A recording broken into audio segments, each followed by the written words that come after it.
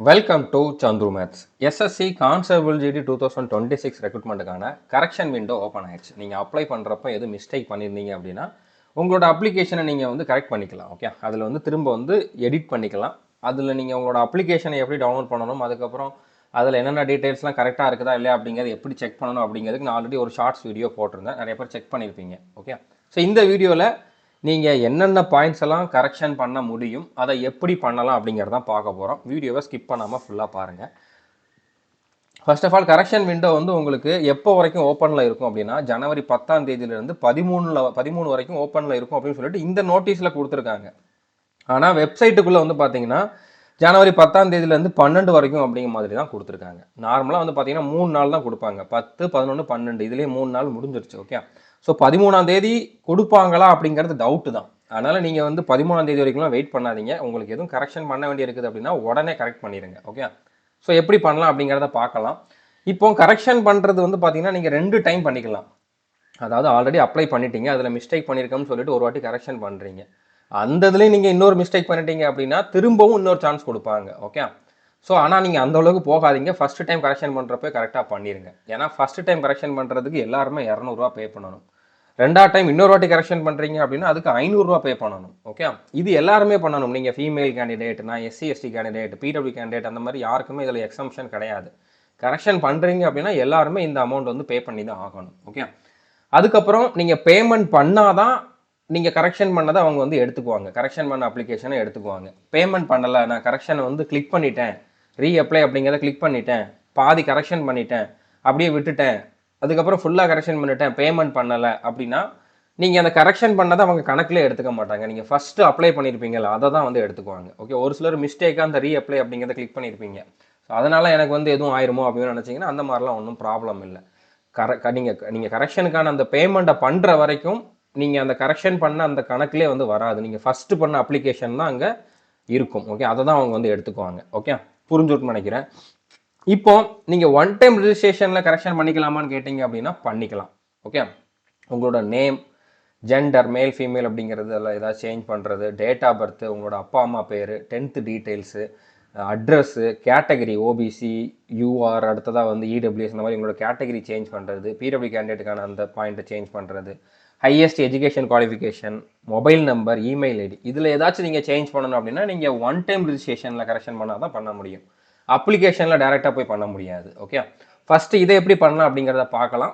இது தவிர்த்து நீங்கள் ஃபோட்டோ திரும்ப அப்லோட் பண்ணுறதுக்கு வேறு எதுவும் பண்ணணும் அப்படின்னா அதுக்கப்புறம் ப்ரிஃபரன்ஸ் சேஞ்ச் பண்ணுறதுக்குலாம் வந்து என்ன பண்ணணும் அப்படிங்கிறதுக்கு வந்து நான் பின்னால் சொல்கிறேன். ஓகே, இதில் எதுவும் சேஞ்சஸ் இருக்கிறவங்க இப்போ நான் சொல்கிறத பாருங்கள். இல்லை இதெல்லாம் எனக்கு கரெக்டாக தான் இருக்குது அப்படிங்கிறவங்க வீடியோவை கொஞ்சம் ஸ்கிப் பண்ணிவிட்டு கடைசியில் நான் என்ன சொல்கிறேன் அப்படிங்கிறத பாருங்கள். ஓகே, இப்போ ஒன் டைம் ரிஜிஸ்ட்ரேஷனில் எப்படி கரெக்ஷன் பண்ணலாம் அப்படின்னா நீங்கள் எஸ்எஸ்சியோட அஃபிஷியல் வெப்சைட்டில் ஃபஸ்ட்டு லாகின் பண்ணிக்கோங்க. ssc.gov.in அப்படிங்கக்கூடிய வெப்சைட்டில் உங்களோட ரிஜிஸ்ட்ரேஷன் நம்பர், அடுத்ததாக பாஸ்வேர்டு, கேப்சா கோடை என்ட்ரு பண்ணிட்டு லாகின் பண்ணிக்கோங்க. ஓகே, லாகின் பண்ணிங்க அப்படின்னா லாகின் பண்ண உடனே இந்த இடத்துல ஒரு ஆப்ஷன் இருக்கும், எடிட் ரிஜிஸ்ட்ரேஷன் டீட்டெயில்ஸ் அப்படின்னு சொல்லிட்டு. இதை கிளிக் பண்ணுங்கள். இதை கிளிக் பண்ணிங்க அப்படின்னா உங்களோட நேம் இருக்கும். நீங்கள் இதெல்லாமே நீங்கள் ஆல்ரெடி கொடுத்துருப்பீங்க. பட் இதில் நீங்கள் இப்போ சேஞ்ச் பண்ணனா பண்ணிக்கலாம். இப்போ இந்த இடத்துல வந்து சந்துரு அப்படிங்கிறது வந்து பார்த்தீங்கன்னா சந்திரசேகர் அப்படிங்கிற மாதிரி நான் போடணும் அப்படின்னு நினைக்கிறேன் அப்படின்னா போட்டுக்கலாம். ஓகே, இந்த மாதிரி சேஞ்ச் பண்ணிவிட்டு கீழே மறுபடியும் அதை வந்து கொடுக்கணும்.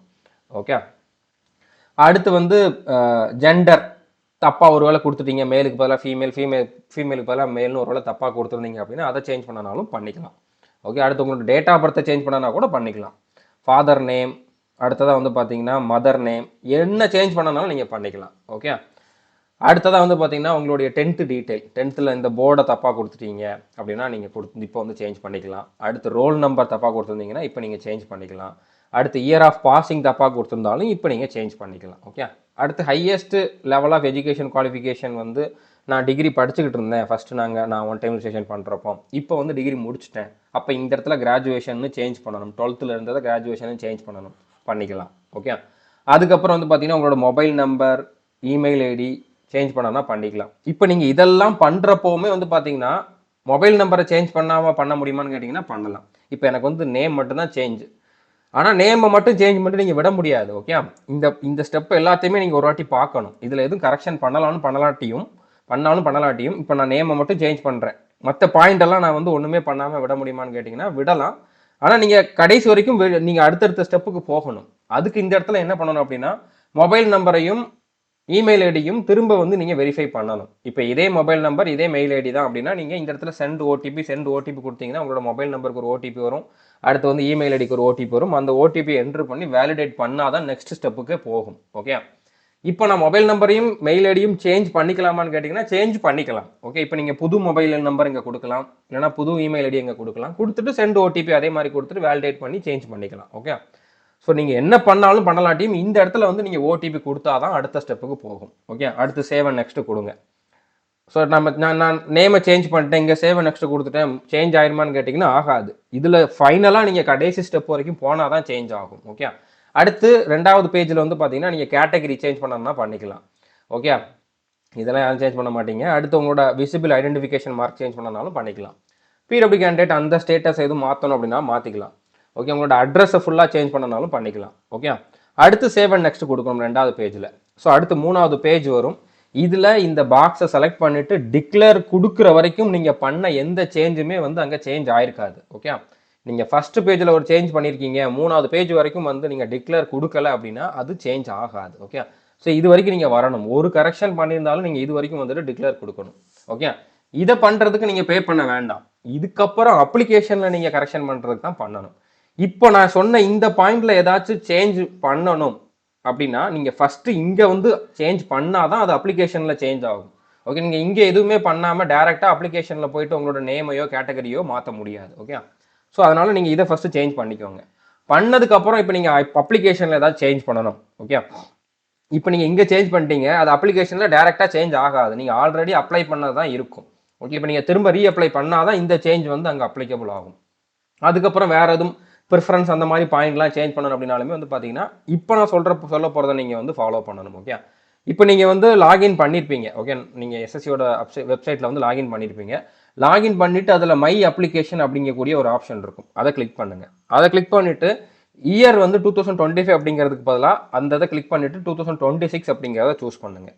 சூஸ் பண்ணிங்கன்னா இப்போ எஸ்எஸ்சி கான்ஸ்டபிள் ஜிடி அப்படிங்கிறது வந்திருக்கும். இந்த இடத்துல ரீஅப்ளை அப்படிங்கக்கூடிய ஒரு ஆப்ஷன் உங்களுக்கு வரும். ஓகே, இந்த இடத்துல நீங்கள் ரீஅப்ளை தான் கொடுக்கணும். உங்களுக்கு ஒரு பாயிண்ட் சேஞ்ச் பண்ணணும், எனக்கு வந்து ப்ரிஃபரன்ஸ் மட்டும்தான் சேஞ்ச் பண்ணணும், அதை மட்டும் சேஞ்ச் பண்ண முடியுமான்னு கேட்டிங்கன்னா அப்படி கிடையாது. மொத்தத்தையுமே நீங்கள் வந்து திரும்ப அப்ளை பண்ணுற மாதிரி தான் இருக்கும். ஃபஸ்ட் டைம் அப்ளை பண்ணுறப்ப என்ன பண்ணீங்களோ அந்த ப்ராசஸை திரும்பவும் பண்ணுற மாதிரி இருக்கும். அப்போ உங்களுக்கு என்னென்னலாம் இப்போ உங்களுக்கு ஏற்ற மாதிரி கொடுக்கணுமோ அந்த மாதிரி நீங்கள் மாற்றிக்கலாம். ஓகே, ஸோ ரீஅப்ளை அப்படிங்கிறத கொடுங்க. அதை கொடுத்துட்டு இதில் என்னென்ன பாயிண்ட்லாம் நீங்கள் சேஞ்ச் பண்ணிக்கலாம் அப்படிங்கிறத சொல்கிறேன் ஃபர்ஸ்ட். ஓகே, உங்களோட 10% ஏஜ் ரிலாக்ஸேஷனுக்கு எஸ் நோ கொடுக்கறது, அடுத்து போஸ்ட் ப்ரிஃபரன்ஸு, அடுத்து எக்ஸாம் லாங்குவேஜ் வந்து தமிழ் இங்கிலீஷ் அதை வந்து மாற்றிக்கிறது, என்சிசி கேண்டிடேட்டுக்கான அந்த சர்டிஃபிகேட் நான் கொடுக்காம விட்டுட்டேன் இல்லைனா தப்பாக கொடுத்துருக்கோம்னா அதை சேஞ்ச் பண்ணாலும் பண்ணிக்கலாம். உங்களோட டொமிசில் ஸ்டேட் டிஸ்ட்ரிக்ட் தப்பாக கொடுத்துருந்தாலும் மாற்றிக்கலாம். எக்ஸாம் சென்டர் சேஞ்ச் பண்ணிக்கலாம். ஃபோட்டோ சிக்னேச்சர் திரும்ப அப்லோட் பண்ணணும்னா பண்ணிக்கலாம். ஓகே, ஃபோட்டோ ஆல்ரெடி அப்லோட் ஆயிடுச்சு, பேக்ரவுண்டு கொஞ்சம் வேறு மாதிரி இருக்குது அப்படின்னாலும் ஒன்றும் பிரச்சனை இல்லை. அப்லோட் ஆயிடுச்சுன்னா பிரச்சனை இல்லை. சிக்னேச்சருமே அப்லோட் ஆயிடுச்சு, ஆனால் தலைகீழ அப்லோட் ஆயிருக்குது, வேறு மாதிரி அப்லோட் ஆயிடுச்சு, ஃபுல்லாக அப்லோட் ஆகலை அப்படின்னா நீங்கள் வந்து சேஞ்ச் பண்ணிடுங்க. ஓகே, ஃபோட்டோவில் உங்களோட ஃபேஸ் கிளியராக இல்லை அப்படின்னாலுமே வந்து சேஞ்ச் பண்ணுங்கள். ஸோ புரிஞ்சுக்கணும்னு நினைக்கிறேன். இப்போ இதெல்லாம் சேஞ்ச் பண்ணுறதுக்கு நீங்கள் திரும்ப அப்ளை பண்ணணும். ஓகே, ரீஅப்ளை அப்படிங்கிறத கொடுத்துட்டு திரும்ப அப்ளை பண்ணுற ஆப்ஷன் தான் வரும். அதுக்கு வந்து நான் வந்து டெமோ மாதிரி காட்ட முடியாது. ஏன்னா ஒருத்தரோட அப்ளிகேஷனை தேவையில்லாமல் நான் போய் எடிட் பண்ண முடியாது. ஏன்னா ஆல்ரெடி அப்ளை பண்ணவங்களோட அப்ளிகேஷனில் தான் இந்த ஆப்ஷன் வந்து எனேபிளாக இருக்கும். நான் ஒரு ஸ்டூடெண்டோட அப்ளிகேஷனை நான் பாட்டுக்கு எடிட் பண்ண முடியாது அப்படின்னால நான் இதுக்கு தனியாக உங்களுக்கு வந்து எக்ஸ்ப்ளனேஷன் கொடுக்கல. ஆனால் அப்ளை பண்ணுற வீடியோ இருக்குது. ஓகே, இந்த வீடியோ நீங்கள் ஃபுல்லாக பாருங்கள். இது வந்து ஒரு 25 நிமிஷம் இருக்கும். இந்த வீடியோவை நீங்கள் ஃபஸ்ட்டு முன்னாலேயே பார்த்துருந்தீங்கன்னா உங்களுக்கு இப்போ கரெக்ஷன் பண்ண வேண்டிய அவசியமே வந்திருக்காது. அதனால் இப்போவாச்சும் பாருங்கள். ஓகே, இப்போவாச்சும் இதை ஃபுல்லாக பார்த்துட்டு இதில் நான் சொல்லியிருக்கக்கூடிய எல்லாமே கரெக்டாக இருக்கிற மாதிரி திரும்ப ரீஅப்ளை பண்ணுங்கள். ஓகே, பண்ணிவிட்டு பேமெண்ட்டும் பண்ணிடுங்க. நீங்கள் எந்த கேட்டகரி இருந்தாலும் இப்போ நீங்கள் வந்து ரீஅப்ளை பண்ணுறீங்க, அதாவது கரெக்ஷன் பண்ணுறீங்க அப்படின்னா பேமெண்ட் கண்டிப்பாக பண்ணி ஆகணும். பேமெண்ட் பண்ணிட்டீங்க அப்படின்னா உங்களுக்கு இது அப்டேட் ஆகிறதுக்கு டைம் எடுக்கும். ஓகே, 2 அப்ளிகேஷன் மாதிரி காட்டும். அதுக்கப்புறம் அந்த 2வது அப்ளிகேஷன் வந்து அப்டேட் ஆகிறதுக்கு கொஞ்சம் டைம் எடுக்கும். பட் நீங்கள் பேமெண்ட் பண்ணிட்டீங்கன்னா அது கண்டிப்பாக வந்து அப்ளை ஆயிரும், அதாவது கரெக்ஷன் ஆயிரும். அதனால் நீங்கள் வந்து பயப்பட வேண்டாம். புரிஞ்சிருக்குன்னு நினைக்கிறேன். முடிஞ்சளவு இந்த வீடியோ எல்லாரோடையுமே ஷேர் பண்ணுங்கள். இது வரைக்கும் நம்ம சேனலை நீங்கள் சப்ஸ்கிரைப் பண்ணலை அப்படின்னா சப்ஸ்கிரைப் பண்ணிவிட்டு பெல் ஐக்கானை கிளிக் பண்ணி வச்சுக்கோங்க. All the best. தேங்க்யூ.